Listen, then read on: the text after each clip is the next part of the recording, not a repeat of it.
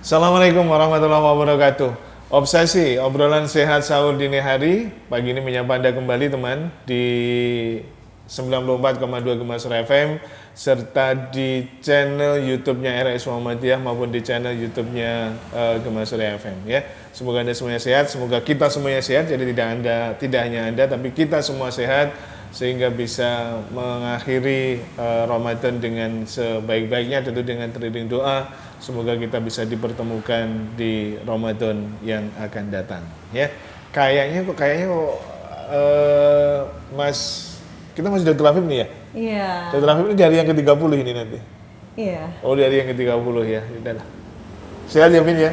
Alhamdulillah sehat Pak Ari. Alhamdulillah. Senang banget ini bisa sampai hari Kaos kita masih tetap sama ini pagi ini. sampai hari terakhir puasa bisa menemani para pendengar Oh Obsesi. iya, betul. Itu sebuah kebahagiaan buat kita berdua ya, Vin ya. Saya berbahagia banget karena tahun ini saya ditemani oleh Kevin dan alhamdulillah performanya mantap. Semoga kita bisa dipertemukan tahun yang akan datang ya. Tahun depan nggak ganti Mas Fases ini. Iya, betul Mas Fasis bisa. Iyalah. Kita masih dengan Dr. Afif, tema kita masih sama seperti kemarin nih. Kita masih bersama Dr. Afif Faisal Wafi. Beliau ini dokter umum di RSU Muhammadiyah Ponorogo dan temanya masih seperti kemarin, waspada dan kenali gejala cikungunya. Karena akhir-akhir ini sepertinya mulai marak ya para penderita cikungunya itu. Terlebih menjelang lebaran kayak gini, semoga tetap diberi kesehatan, begitu ya, tetap berhati-hati, waspada. Ini sebagai bagian dari ikhtiar kita untuk bisa lebih paham lagi terkait dengan cikungunya dan tentu kita bisa bertindak preventif lah, seperti itu ya, Vin ya. Oke. Ayo, Vin. Iya dong. Assalamualaikum warahmatullahi wabarakatuh. Belum kita sapa tadi ya? Iya, belum. Oh iya, Waalaikumsalam. kelupaan, sorry Iya, dong. bertemu lagi dok. Kali ini Dokter Afif seragaman iya, iya. Sama ini. Hitam-hitam ini sekarang. Hitam-hitam baju obsesi ini. Siap perang semuanya kita pakai. Iya dok. Mungkin boleh sedikit direview dok. Mungkin ada pendengar yang kemarin belum mendengarkan tentang cikungunya ini. Mungkin apa sih itu cikungunya dan bagaimana tanda dan gejalanya? Nah, jadi diulang kembali ya, cikungunya merupakan penyakit yang disebabkan oleh virus, yaitu virus alpha virus yang menyebabkan penyakit cikungunya itu tadi. Cikungunya merupakan arthropod-borne disease, artinya ditularkan melalui vektor nyamuk. Nyamuknya ada dua biasanya, yang paling banyak di Asia itu nyamuk Aedes aegypti dan Aedes albopictus. Cikungunya sendiri itu berasal dari bahasa dari Afrika, terutama di area Tanzania seperti itu. Kalau untuk tanda dan gejalanya? Tanda gejalanya yang pertama ialah demam menggigil mendadak. Biasanya demam tinggi itu suhunya lebih dari 39 derajat Celcius. Lalu juga disertai gejala yang utama ini gejala nyeri persendian. Nyeri di seluruh persendian tubuh, terutama di lutut, di pergelangan tangan maupun di vertebrae atau tulang belakang. Lalu juga bisa ada gejala sistemik lainnya, gejala tambahan seperti mual muntah, nyeri kepala, nggak bisa makan dan minum, lemas, pusing seperti itu. Dilihat dari perantaranya teman-teman yang perlu kita garis bawahi kemarin ya, perantaranya sama nyamuk ya, nama nyamuknya juga tidak asing bagi kita, Aedes aegypti, sama dengan demam berdarah. Nah, maksudnya ini hati-hati, jadi sama ya dengan demam berdarah dok ya, barangkali penanganannya juga sama. Jadi yang bisa kita lakukan, yang artinya yang masyarakat mungkin bisa lakukan adalah yang 3M plus sekarang namanya. Tapi saya mohon maaf saya lupa 3M itu, mengubur, menutup, menguras. Oh itu ya. Iya. Oh alhamdulillah masih diingat ya. Jadi menguras, mengubur dan menutup. Jadi yang mungkin itu yang bisa kita lakukan mulai sekarang, kita lebih berhati-hati. Dan satu lagi dok, nyamuk ini suka beda dengan nyamuk yang lain ya. Di air yang di bersih. Air yang bersih. Iya, di betul air ya dok. yang bersih ya dok. Jadi mungkin apa namanya itu? Sangkar burung, kemudian bunga vas itu, bunga, itu hati-hati.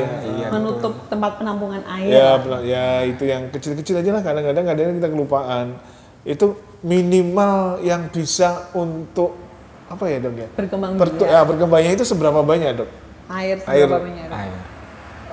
Tidak ada yang spesifik sih Pak. Iya. Penting itu genangan air. Kecil itu aja gitu bisa aja sudah bisa ya. jadi tempat perkembangbiakan. Oke, itu jadi seperti itu teman.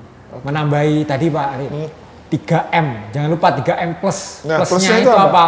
Nah, plusnya itu bisa memakai lotion untuk anti nyamuk. Oh iya, ini kan plus lupa merek lagi. dagang yang dijual. Lalu juga menaburkan bubuk abate. Ya, biasanya kan dikasih nih dari dinas kesehatan nih, saya sih cuma-cuma.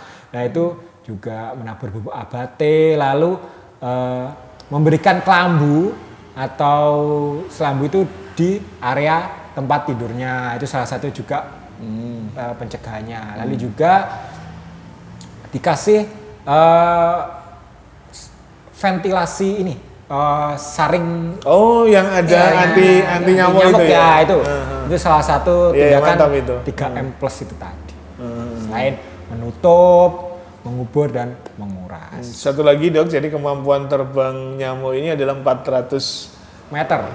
Jadi 400 meter.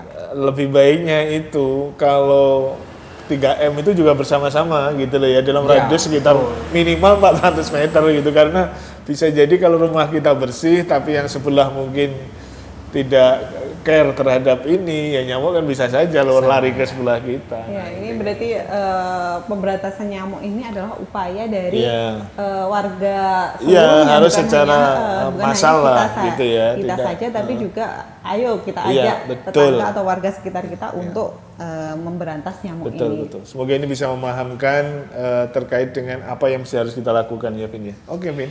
Dok, kalau mengubur sendiri, apa nih dok yang dikubur dok?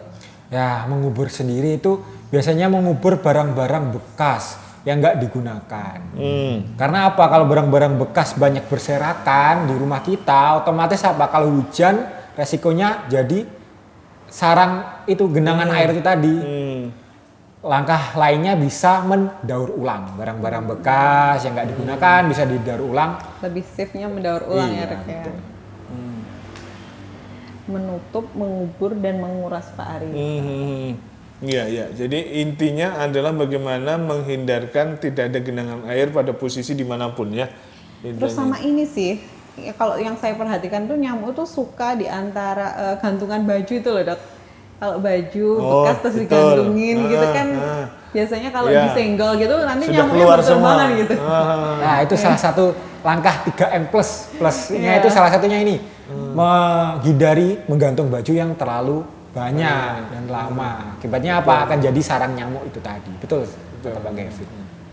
Iya. Lanjut dok. Jadi kalau ini kan kita kaitannya dengan puasa ya dok ya. Kalau untuk penderita cikungunya itu aman nggak sih dok untuk berpuasa? Kalau gejalanya ringan itu biasanya aman untuk pasiennya berpuasa. Kalau gejalanya sudah berat, lemas, nggak bisa ngapa-ngapain, bahkan berdiri aja tuh nggak mampu, bisa. Otomatis ini akan mengganggu ibadah puasanya. Betul, Lebih baik nggak puasa seperti itu. Karena harus ada obat yang harus dikonsumsi. Kalau mungkin ya dok, pertolongan pertamanya karena cikungunya ini kan nyeri ya dok ya. Sedangkan misalnya saat ibadah puasa ini pengennya kan ikut sholat tarawih, ikut tadarus, ikut ibadah-ibadah ya. Gimana sih dok untuk misalnya mengurangi nyeri sendinya dulu deh biar saya itu bisa ikut tarawih gitu. Bagaimana cara mengurangi nyeri sendi? Yang pertama bisa minum obat analgesik, pengurang rasa nyeri. Banyak ya yang dijual bebas di apotek. Langkah yang lebih aman kan kalau misal kita itu nyeri lutut, terutama pada orang tua, nyerinya terus menerus, minum obat anti nyeri jangka panjang pun itu dilarang. Karena apa? Akan menyebabkan perlukaan di lambung, malah nanti akan komplikasi penyakit lain. Nah, itu yang berbahaya. Yang paling aman apa? Bisa diberikan anti nyeri topikal. Topikal itu pemberiannya secara oles. Nah, banyak kan merek-merek dagang yang dioleskan Itu di untuk luar ya, nyeri, berarti di luar ya. sensasinya panas-panas atau sisanya dingin, agak ada min-minnya itu. Atau koyo gitu ya. Koyo Itu salah seluruh satunya. tubuh. Betul. Anti Dok, nyeri apa secara sih yang topik. membedakan nyerinya cikungunya ini dengan nyeri-nyeri lain gitu? Maksudnya kayak kan ada kemarin itu asam urat katanya juga nyeri sendi Nyeri gitu sendi, kan. ya. Mungkin yang membedakan ciri khasnya nyeri sendinya cikungunya ini apa, Dok? Nah, nyerinya itu hampir sama ya, antara nyeri asam urat maupun nyeri di cikungunya. Nggak spesifik sebenarnya Mbak Kevin. Cuman kalau di cikungunya itu kan ada gejala tambahannya itu tadi, biasanya disertai dengan demam seperti itu. Kalau misal orang tua nyeri lutut lah karena osteoartritis atau peradangan sendi lutut kan belum tentu itu cikungunya. Nah, seperti itu. Karena nggak ada gejala tambahnya itu tadi. Memang karena pengapuran dari atau radang sendi itu tadi. Ya, jadi kalau mungkin pendengar yang mengalami gejala-gejala ini sebaiknya memang harus segera diperiksakan ke fasilitas kesehatan terdekat seperti itu Pak Ari. Karena memang agak mengganggu juga sih Vin. Jadi kalau udah nyeri itu kalau di kita itu ada yang laporan di kita begitu, jadi masyarakat warga itu biasanya udah nggak bisa jalan tiba-tiba, dan itu biasanya satu komunitas itu ada beberapa biasanya, tidak hanya satu gitu loh. Jadi seperti itu. Biasanya seperti itu Dok juga ya. Iya. Karena nyamuknya mungkin sama ya. Iya sama ya, muter-muter Muter-muter aja di sekitar gitu situ. ya. Nah, itu tadi radius 400 meter. tadi. Oke. Baik, kita akan break sebentar teman di program Obsesi pagi hari ini, dan kita akan lanjut masih di tema kita seputar cikungunya ya. Pagi ini semoga bisa menemani sahur Anda, dan Obsesi akan balik selepas beberapa iklan berikut.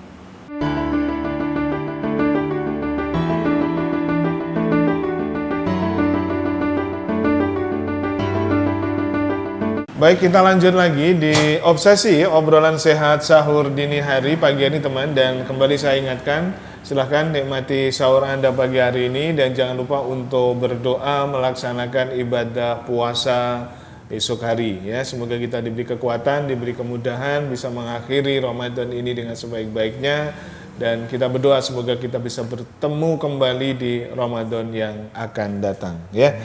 Kita masih dengan Dr. Afif dan cikungunya. Dia Vin lagi deh. Iya Vin, diselesaikan sekali. Tadi sebelumnya dijelaskan tentang penderita cikungunya itu boleh kok berpuasa, aman berpuasa ketika gejalanya tidak terlalu berat ya Dok, atau ringan saja. Kalau dalam kondisi seperti apa Dok, penderita cikungunya itu harus segera membatalkan puasanya? Nah, ketika kondisinya udah lemas, nggak bisa ngapa-ngapain, bahkan mual muntah terus menerus, kan resikonya dehidrasi. Nah, nanti malah bahaya kalau misal pasien tersebut berpuasa, makanya harus segera membatalkan puasanya. Salah satunya seperti itu. Kalau pola makannya sendiri ada nggak sih Dok yang spesifik untuk penderita cikungunya sebaiknya makan ini deh gitu untuk mempercepat kesembuhan gitu? Sebenarnya nggak ada menu spesifik buat penyakit cikungunya, itu nggak ada ya. Cuman dianjurkan memperbanyak protein. Oh, protein. Nah, kenapa protein? Protein ini akan menggantikan sel-sel di dalam tubuh yang rusak akibat reaksi inflamasi atau radang sendi yang diderita penyakit cikungunya itu tadi. Jadi lebih banyak makan protein yang tinggi. Selain itu juga dicukupi karbohidrat, vitamin, dan mineral dari bahan makanan yang lain. Kalau misalkan tubuh kita sehat, insya Allah bisa melawan sendiri ya Dok ya? Ya, insya Allah bisa dengan sistem imun yang bagus. Sistem yang bagus ya. Oke. Protein itu berarti kayak protein nabati, protein hewani? Ya, protein itu ada dua, protein hewani dan protein nabati. Dua-duanya bisa untuk meningkatkan sistem imun kita. Nah, protein hewani contohnya apa ini? Dari hewan. Hewan itu contohnya daging, ayam, ikan, telur. Lah, itu salah satu protein hewani. Lalu protein nabati contohnya apa? Yang paling murah ini Mbak Kevin? Biasanya tahu nah, ya. tahu tempe itu murah meriah. Saya suka sekali Vin. Nah, itu. Dua-duanya Vin. Perlu yang harus tersedia saat berbuka dan sahur.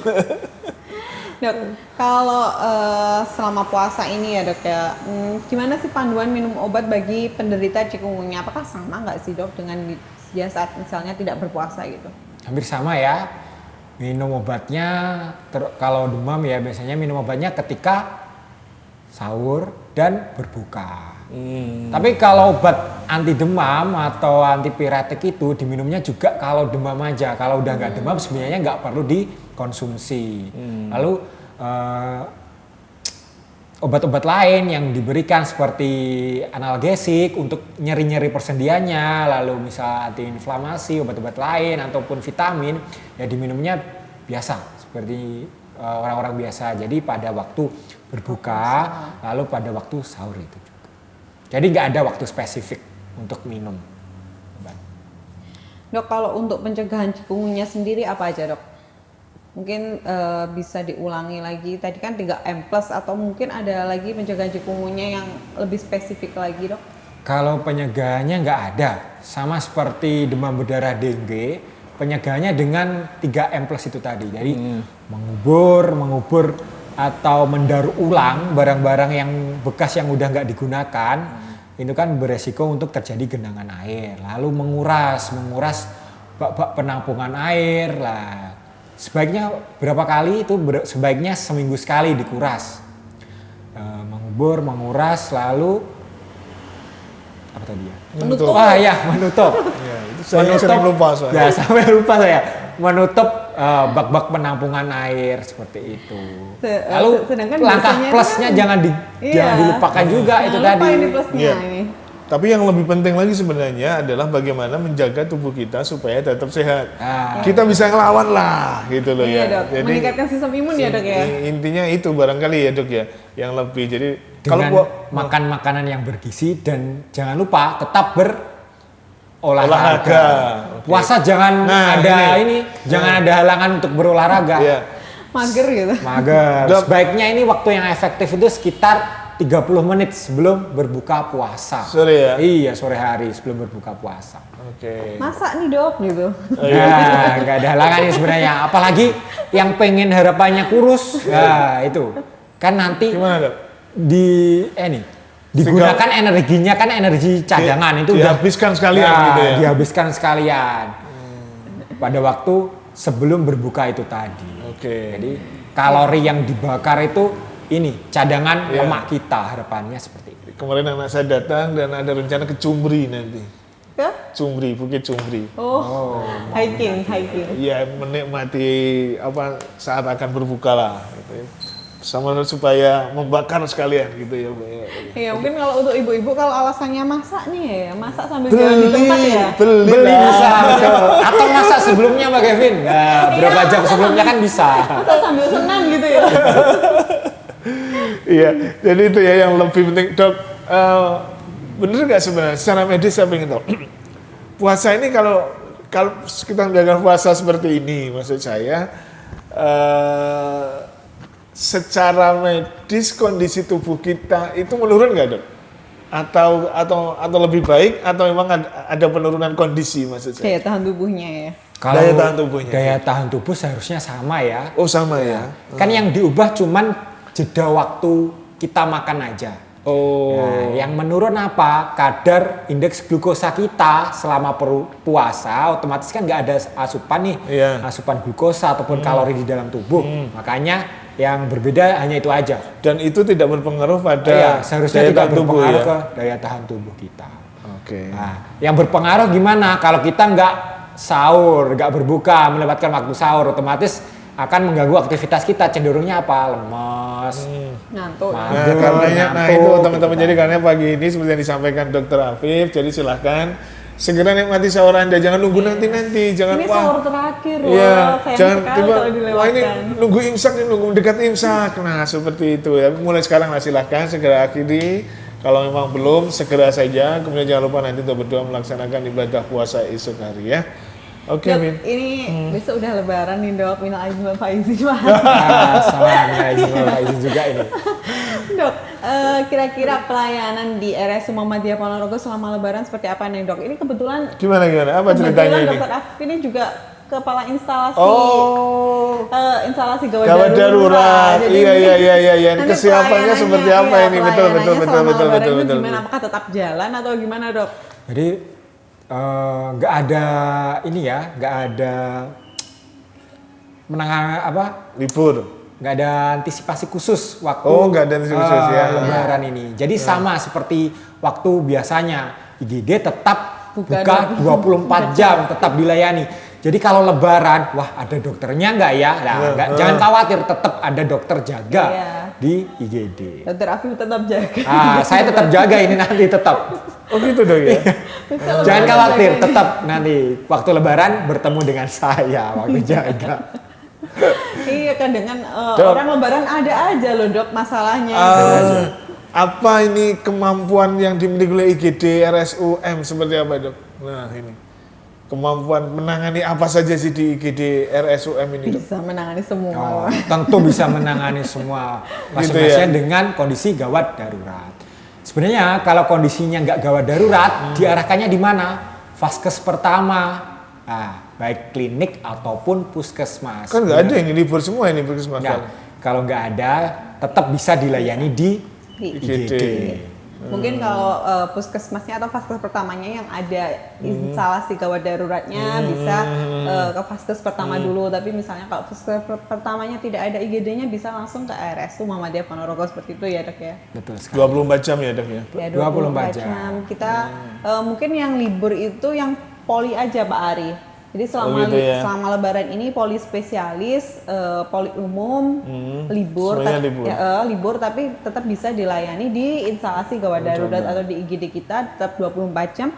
Laboratorium dan juga radiologi juga tetap 24 jam. Apapun keluhannya ya, Vin ya. Jadi untuk pendengar Gema Surya yang mungkin nanti pas Lebaran kok ada pusing, masalah, ada gitu apa ya. diare, mungkin salah makan atau apa gitu, bisa langsung ke RSU Muhammadiyah Ponorogo. Kita tidak mendoakan loh ya, doa kita tetap semuanya sehat. Antisipasi Tapi ya. kalau mungkin ada di antara keluarga Anda mungkin karena sesuatu dan lain hal, ya silakan, insya Allah IGD-nya RSUM siap ya dengan fasilitas tetap 100% tidak ada penurunan ya, Dok ya. Oke. Jadi nggak ada kata IGD libur itu nggak ada, Pak. Jadi tetap dilayani siap 24 Dokter Afif tetap jaga terus Siap, ini. 24 jam. Bisa nggak, Dok, melayani panggilan gitu nggak IGD-nya RSUM? Maksud saya kalau misalkan ada sesuatu, iya maksud saya, bisa nggak seperti itu?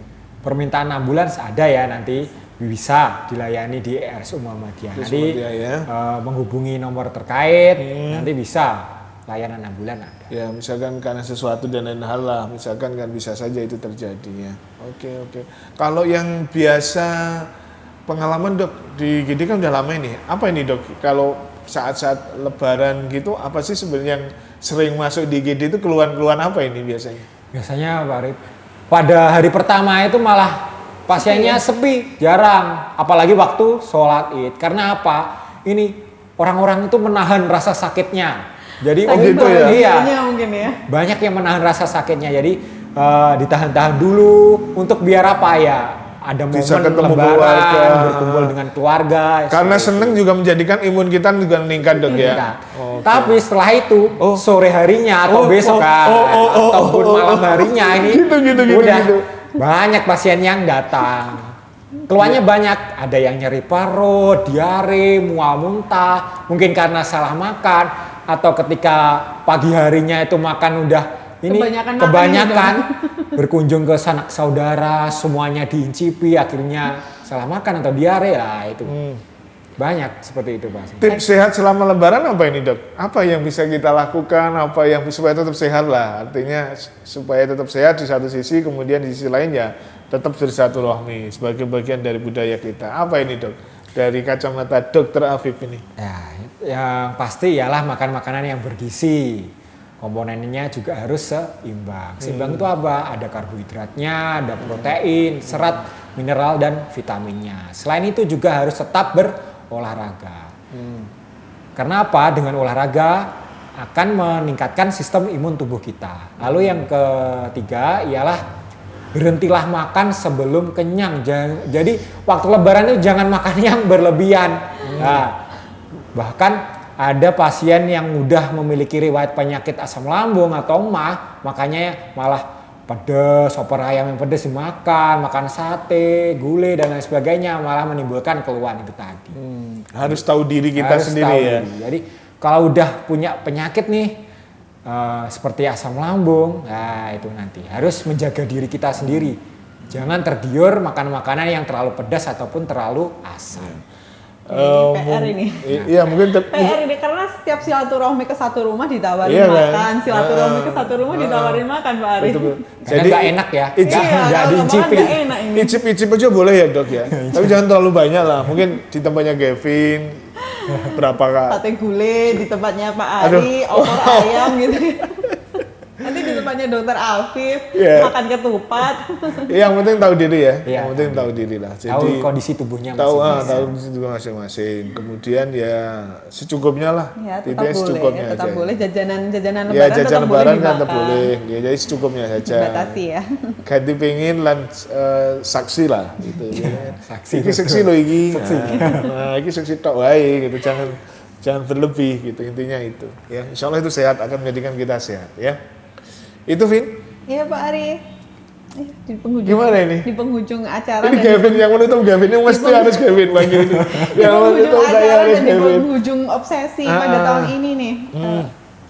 Nano-nano ini rasanya ya. Iya nggak apa-apa lah, kita santai. Insya Allah kita masih ketemu lagi. Terima kasih Mas Andri yang sudah setia menemani support setiap saat. Aduh, mantap lah Mas Andri. Ya, terima kasih untuk Dokter Afif dan juga semua narasumber yang sudah berkenan hadir di studio obsesi, membagikan sedikit atau banyak sekali ilmunya kepada para pendengar ini. Ya. Semoga apa yang kita bagikan ini tidak hanya berlalu begitu saja ya Pak Siap. Ari. Semoga menjadi menambah wawasan, menambah pengetahuan yang kita harapkan menjadikan masyarakat itu mempunyai kesadaran akan kesehatan yang lebih tinggi Pak Ari. Baik, Itu. iya. Terima kasih juga tim support yang sudah banyak mendukung program kita, Mas Danang, Mas Wasis. Terima kasih sudah banyak support kita. Ya, terima kasih Gemas Surya. Terima kasih RSUM. Oke, kita pamit dulu Vin berdua ya. Ada kurang lebihnya salah-salah kata selama ini kami berdua mohon maaf. Dan doa kita semuanya semoga kita masih tetap diberi kesehatan dan kita bisa bertemu Ramadan di tahun yang akan datang. Saya Ari. Saya Gevi. Pamit dulu Vin. Aduh, Terima kasih. Ya, sama-sama. Assalamualaikum. Assalamualaikum warahmatullahi wabarakatuh.